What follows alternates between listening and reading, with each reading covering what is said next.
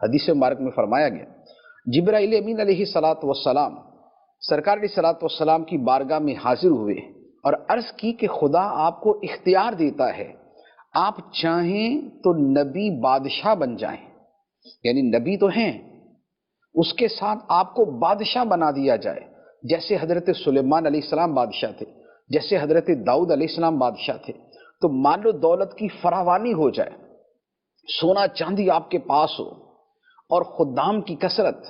اور بڑے بڑے محلات آپ کے پاس ہو جائیں، اگر آپ چاہیں تو خدا آپ کو یہ عطا فرما دے، اور اگر چاہیں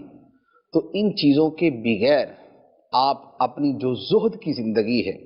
جو دنیا سے بے رغبتی کی زندگی ہے، اور جو ظاہری اسباب کی قلت والی زندگی ہے، اسے اختیار فرما لیں۔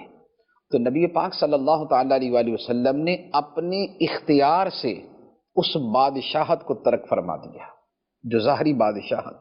جو سونے چاندی کے ڈھیر، جو بڑے بڑے محلات، جو دنیا کی آسائشیں اور نعمت اور آرام اور اس طرح کی چیزیں تھیں، نبی پاک علیہ الصلوۃ والسلام نے اپنے اختیار سے ان کو ترک کر دیا، اور آپ نے نبی عبد کے طور پہ رہنا پسند فرمایا کہ جس میں عاجزی ہو، جس کے اندر دنیاوی ساز و سامان نہ ہو۔ اور سرکار صلی اللہ تعالیٰ علیہ وآلہ وسلم نے خود ارشاد فرمایا لو شئت لصارت معی جبال الذہب، اگر میں چاہتا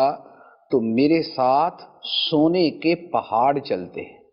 میں جدھر جدھر چلتا سونے کے پہاڑ میرے ساتھ ہوتے، ایک اشارہ فرماتے تو صفا اور مروہ سونے کے پہاڑ بن جاتے، ایک اشارہ فرماتے تو جبل ابو قبیس سونے کا بن جاتا، لیکن نبی پاک صلی اللہ تعالیٰ علیہ وآلہ وسلم نے ایسا چاہا نہیں، کیونکہ سونے کی یہ کثرت یہ دنیا کے ساتھ تعلق رکھتی ہے، اور نبی پاک صلی اللہ تعالیٰ علیہ وآلہ وسلم کی جو مبارک توجہ تھی وہ خدا کی طرف تھی۔